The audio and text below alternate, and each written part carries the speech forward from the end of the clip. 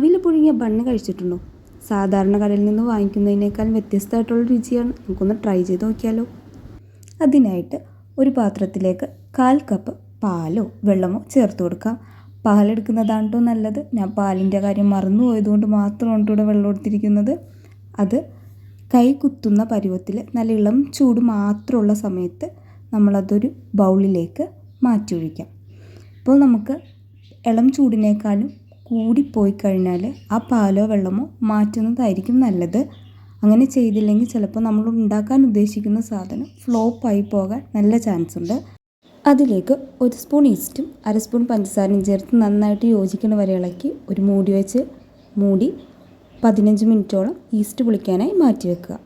ഇനി ഈസ്റ്റ് അവിടെ നിന്ന് പുളിക്കുന്ന സമയം കൊണ്ട് നമുക്ക് ഇതിനകത്തേക്ക് ആവശ്യമായിട്ടുള്ള കുറച്ച് ഫ്രൂട്ട്സ് കട്ട് ചെയ്തെടുക്കാം.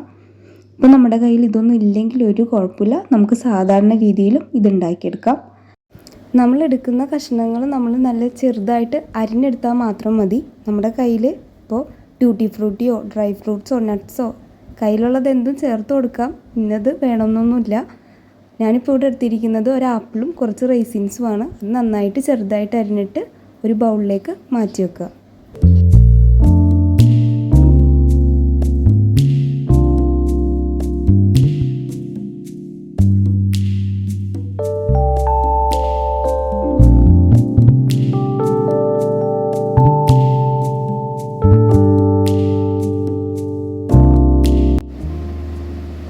ഇനി ഇതിലേക്ക് ആവശ്യമായിട്ടുള്ള പൊടി കുഴക്കാനായിട്ട് 1.5 ഗ്ലാസ് പൊടിയെടുക്കുക.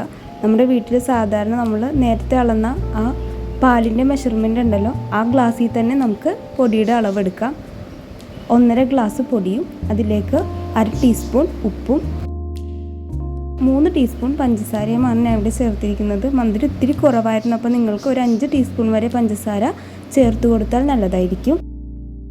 1 ടീസ്പൂൺ ഓയിലും കൂടി ചേർത്ത് നന്നായിട്ട് ഒന്ന് മിക്സ് ചെയ്ത് എല്ലാം യോജിപ്പിച്ചെടുക്കുക. ശേഷം അരിഞ്ഞു വെച്ചിരിക്കുന്ന ഫ്രൂട്ട്സ് ഉണ്ടെങ്കിൽ അതും ചേർത്ത് നന്നായിട്ട് കുഴച്ച് യോജിപ്പിക്കുക.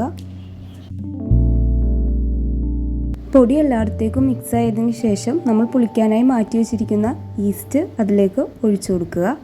ഈസ്റ്റും കൂടി ഒഴിച്ച് നന്നായിട്ട് കൈ വെച്ച് നന്നായിട്ട് എല്ലായിടത്തേക്കും ഈസ്റ്റ് ഒന്ന് എത്തണ രീതിയിൽ കുഴച്ചെടുക്കുക. ഈ സമയം പൊടി അല്പം ലൂസായിട്ടായിരിക്കും ഉണ്ടായിരിക്കുക.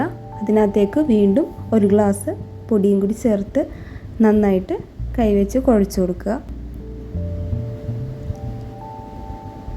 നമ്മൾ ഈ ബ്രെഡും ബണ്ണൊക്കെ ഉണ്ടാക്കുമ്പോഴത്തേക്കും നന്നായിട്ട് ഇത് യോജിപ്പിക്കണം. നന്നായിട്ട് കുഴച്ചെടുക്കുന്ന രീതിയിലായിരിക്കും ഇതിൻ്റെ അവസാനത്തെ റിസൾട്ട് നമുക്ക് കിട്ടണത്. അപ്പോഴത്തേക്കും നമ്മൾ ഇതൊരു കൗണ്ടർ ടോപ്പിൽ വെച്ചിട്ട് കുറച്ച് പൊടിയും കൂടി വിതറി നന്നായിട്ട് ഒരു 10 മിനിറ്റോളം നന്നായിട്ട് തന്നെ അത് കുഴച്ച് പൊടി നല്ല പരുവത്തിലാക്കുക.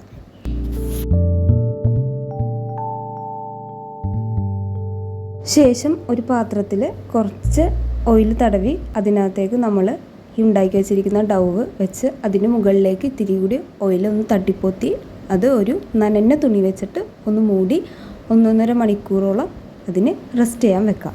1.5 മണിക്കൂറിന് ശേഷം ഡൗ എടുത്ത് വീണ്ടും നമ്മൾ കൗണ്ടർ ടോപ്പിൽ ഇത്തിരിയും കൂടി പൊടി വിതറിയിട്ട് അതിന് മുകളിൽ വെച്ച് ഒന്നും കൂടി നന്നായിട്ടൊന്ന് മയപ്പെടുത്തിയെടുക്കുക.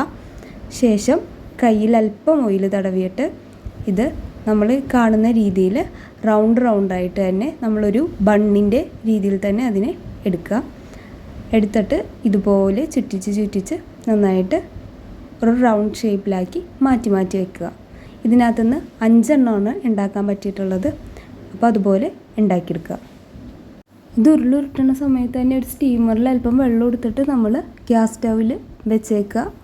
അപ്പോഴത്തേക്കും അത് ചൂടായി വരുന്ന സമയത്തേക്കും ഇത് കറക്റ്റ് വെക്കാനുള്ള പാകത്തിനെത്തും.